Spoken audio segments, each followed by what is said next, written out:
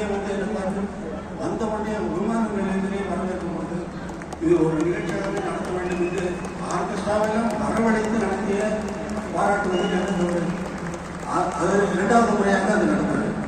3வது முறையாக துபாயிலே United Arab பிலமானிக் corporation, 4வது முறையாக உங்களுக்கெல்லாம் நன்றாக அறிமுகமான லாஸ்லோ கோவாச் அவர்கள் ஹங்கேரியிலே மிகவும் ஓல்டஸ்ட் யூனிவர்சிட்டியிலே பீத்தோவன் சிம்பனி அதோடு சேர்த்து எப்படி இந்த சிம்பனி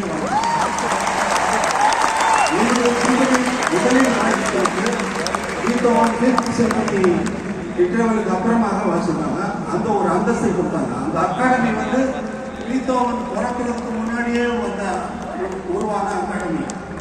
அந்த அகாடமியில பண்ண பிறகுதான் நாங்களாம் போய் பயங்கரமா ரிசர்ச் பண்ண ஆரம்பிச்சோம். அண்ட் இன்னைக்கு நம்ம சென்னை மக்களுக்காகவே I think so has given this opportunity அப்படிங்கும்போது இந்த ஒரு தருணம் எப்படி இட்ஸ் லைக்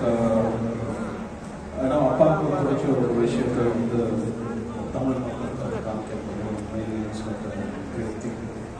அண்ட் சிம்பனி இது அது அப்படின்னு ஜான்ரா நிறைய இருக்கு.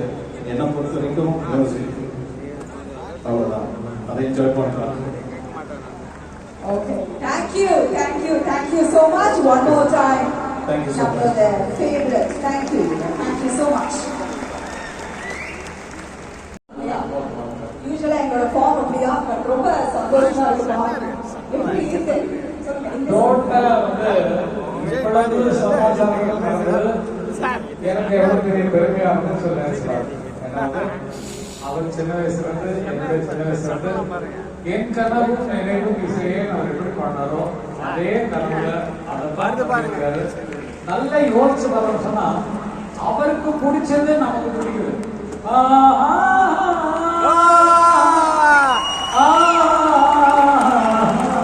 அவர் பண்ணாரு, அதுக்கப்புறம் நமக்கு பிடிச்சு போச்சு. எந்த பாட்டு இருக்கோம் கண்ணன்னோரு கை குழந்தை போட்டதுனாலதான் நமக்கு பிடிச்சது. அப்போ அவர் கனவுக்குள் நினைவுக்குள் இருக்கக்கூடிய இசையை வெளியே கொண்டு வரும் போது நம்ம எவ்வளவு அடிமை ஆகிறோம். நிஜமா எல்லா பாட்டும் கண்ணே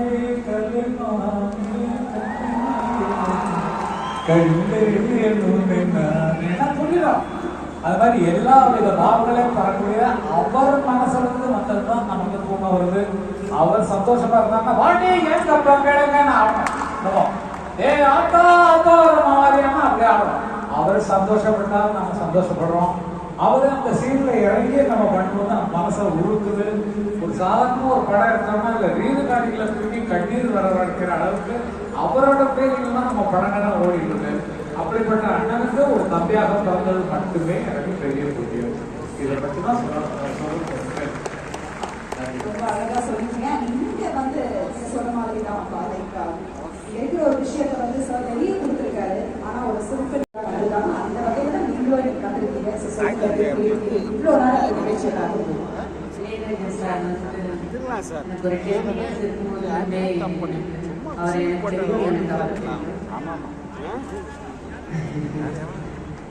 ஆனா அவர் இப்போ வந்து அந்த சின்ன பொண்ணு எங்கேயோ உட்கார்ந்து இருக்கு அப்படின்னு தான் சொல்லுவாரு.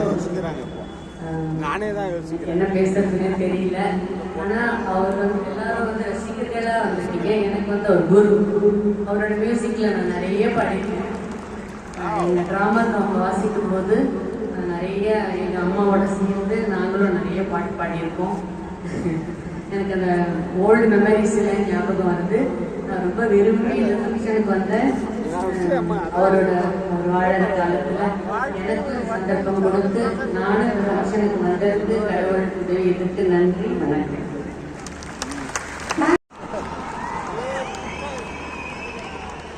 பொதுவா கல்யாணத்துலாம் பாத்தீங்கன்னா பொண்ணு மாப்பிள்ள அழகா உட்கார்ந்து இருப்பாங்க. ஐயர் வந்து தாலி எடுத்து மாப்பிள்ளை கையில கொடுத்தா மாப்பிள்ள தான் வந்து பொண்ணு கட்டுல கட்டணும். ஃபார் எ சேஞ்ச் ஐயர் நீங்களே அந்த பொண்ணு கட்டுல கட்டிட்டீங்கன்னு சொன்னா, அந்த பொண்ணு கட்டுல கட்டுங்கன்னு சொன்னா அந்த ஐயருக்கு எவ்வளவு பெரிய சந்தோஷமா இருக்கும். புரியுதா? மாப்பிள்ளை கட்டுறதுக்கு பதிலா ஐயரே நீங்களே அந்த பொண்ணு கட்டுல கட்டிட்டீங்கன்னு சொன்னா எவ்வளவு சந்தோஷமா இருக்கும். அந்த மாதிரி இங்க மியூசிக் தெரிஞ்சவங்க பாடம் தெரிஞ்சவங்க எல்லாரும் மேடையில பேசிட்டு இருக்கோம். நினைச்சேன் நம்மள கூப்பிட மாட்டாங்கன்னு நினைச்சேன். அந்த ஐயர் மாதிரி அந்த ஐயருக்கு எவ்வளவு ஐயரான ஒரு சந்தோஷம் இருக்கும், அவ்வளவு ஐயரான சந்தோஷம் எனக்கு கிடைச்சிருக்கு. ஒரு கோட்டை வந்து அழிக்காமையே அது சின்னதாக இருக்கணும்னா என்ன பண்ணா, பக்கத்துல ஒரு பெரிய கோடை போகணும், அது இருகோடுகள் தப்பும். அந்த மாதிரி இந்த உலகத்தை சுருக்கணும்னா என்ன பண்ணணும்னா, பக்கத்துல இளையராஜா சார் மியூசிக் வச்சோம்னா உலகத்தையே சுருக்க போயிடும். சொர்க்கம்ங்கிறது நம்ம செத்ததுக்கு அப்புறம் தான் கிடைக்கிறது, அப்படி கிடையவே கிடையாது. ராஜா சாருடைய மியூசிக் கேட்டோம்னா இந்த பூமியிலேயே ஒரு சொர்க்கம் இருக்கும். அததான் இப்ப நம்ம எல்லாரும் பார்த்துட்டு இருக்கோம். அங்கிருந்து ஒரு லேடி வந்தாங்க, ஆஸ்திரேலியால இருந்து நான் பெர்த்ல இருந்து வந்திருக்கேன்னு சொன்னாங்க. பெர்த்ல இருந்து வந்து ரசிக்கிறேன் சொன்னாங்க. இங்க பர்த்ல இருந்தே நிறைய பேர் ராஜா சாருடைய பாடம் தான் கேட்டுருக்காங்க. அவரை பத்தி புகழ்றதுக்கு வார்த்தைகளே கிடையாது. நம்ம வந்து எவ்வளவு புகழ்ந்தாலும் தகும். இந்த மேடையை பார்க்கும்போது நமக்கே ரொம்ப புல்லரிக்கிறது, ரொம்ப சந்தோஷமா இருக்குது. நம்ம வந்து வெள்ளைக்காரங்க வெளியில இந்த நாட்டோட சுதந்திரத்தை கொண்டாடணும். அங்க பாத்தீங்கன்னா முன்னாடி எல்லாம் வெள்ளைக்காரங்க உட்கார்ந்துருக்காங்க. ராஜா சார் வந்து இன்ஸ்ட்ரக்ஷன் சொல்றாரு, இப்படி வாசிங்கன்னா அவங்க வாசிக்கிறாங்க. இது வந்து எத்தனை நூற்றாண்டு வந்தாலும் இந்த மாதிரி ஒரு கண்கொள்ளா காட்சி நம்ம பார்க்க முடியுமா தெரியாது. ராஜா சாரோட பக்கத்துல ரொம்ப நெருங்கி பழகிற ஒரு வாய்ப்பு கிடைச்சதுனால இந்த ஜென்மத்தோட மிகப்பெரிய பாக்கியம் கிடைச்சோம்னு நான் நினைக்கிறேன். இன்னும் இதை தொடரணும். வாழ்த்துக்கள். எல்லாருக்கும் வணக்கம். எதிர்பார்க்கல கோவிலுக்கு போற மாதிரி இங்க வந்திருக்கேன். சாமி முன்னாடி அவங்களோட இசை அது வந்து எல்லா ஏஜ் குரூப்ஸுமே வந்து ஒரு ஒரு லெசனாக இருந்துட்டு நான் லைஃப்ல எப்படியோ என்ன மாதிரி ஒரு சுச்சுவேஷன்ஸ்லையுமே வந்து ஒரு மோட்டிவேஷன் ஒரு தலையெழுத்து ஒரு படத்தை சொன்னது பல விஷயங்கள் வந்து சாரோட மியூசிக் வந்து இன்ஸ்பிரேஷனாகவும் கூடவே ட்ராவல் பண்ண ஒரு பெரிய கிஃப்டாகவும் இருக்கு. அவர் முன்னாடி நீங்கள் பேசுறது நான் ஒரு பெருமையாக நினைக்கிறேன். எனக்கு நானும் என் அம்மாவும் இங்கே வந்து இசை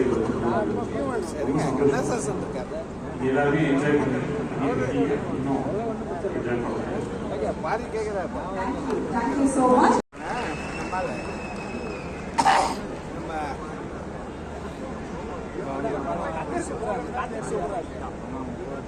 அவன் படம் வாசிக்கிறான் போல, அதனால அவனை கூப்பிட்டு விட்டாங்க. எங்க அப்பா என்ன பேச போறாங்க. சூப்பர். இப்போ இன்னும் சூப்பரா இருந்திருக்கும். இவ்வளவு நேரம் நடந்த அழகான ஒரு நிகழ்வு. ஸோ இந்த ஒரு சிம்பனி வந்து ஓகே, ஸோ அது வந்து லண்டன்ல பண்ணும்போது எல்லாருமே ரசிச்சோம் கேட்பாங்க. பட் சென்னை அப்படின்னும் போது எல்லாருமே எதிர்பார்ப்போட வந்தாங்க. What is that, how it is going to be. So ரசிகராக அவங்க உட்காந்து பயங்கரமா ரசிச்சுட்டு இருந்தீங்க. எப்படி இருக்கு சொல்லுங்க.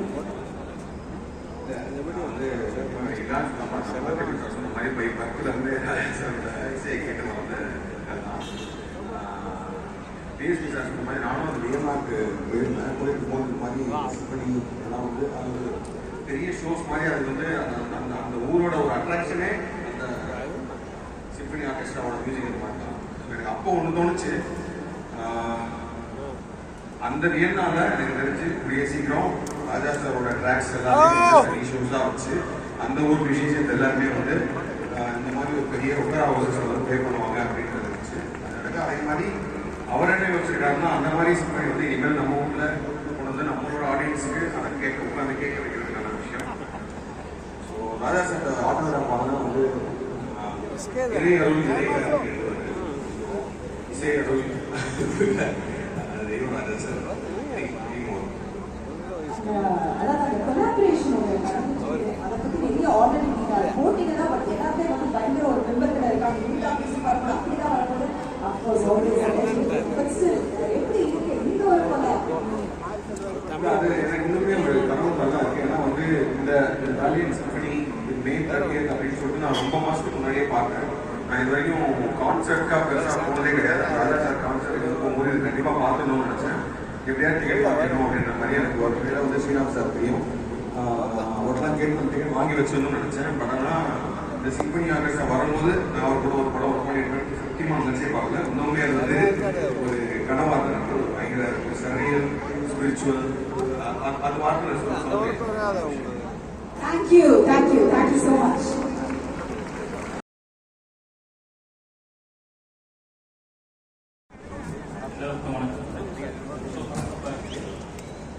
என்ன சார் உங்களுக்கே படம் பார்ப்பாங்க. அப்போ நீங்க யோசிச்சு பாருங்க சார், எப்படிமே தோணுது சார் முன்னாடி சொல்லுங்க சார். எதிர்பார்க்கிறேன் நிச்சயமா. தெரியல. நீங்க ஆபீஸ்ல நான் வந்து டிக்கெட் கொடுத்துருந்தாங்க எனக்கு. அப்போ என் ஹஸ்டல்ஸ்லாம் கூப்பிட்டு எல்லாத்தையும் கூப்பிட்டு சிம்பனினா என்னன்னா அப்படின்னு கேட்டேன். அப்போ எல்லாருமே எனக்கு தெரியாது, அதனால நான் கேட்டேன். எனக்கு தெரியாது சார்த்தி கேட்டேன், வேலை சார்த்தி கேட்டேன். அது அங்கே வந்து பாருங்க போயிட்டாரு.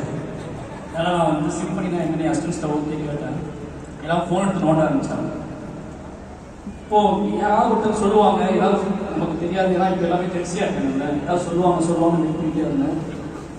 அப்போ எல்லாத்துக்கும் தெரியல, ஆனால் சாதுரியமா ஒருத்தர் மட்டும் இளையராஜா அப்படின்னு சொல்லிட்டாங்க.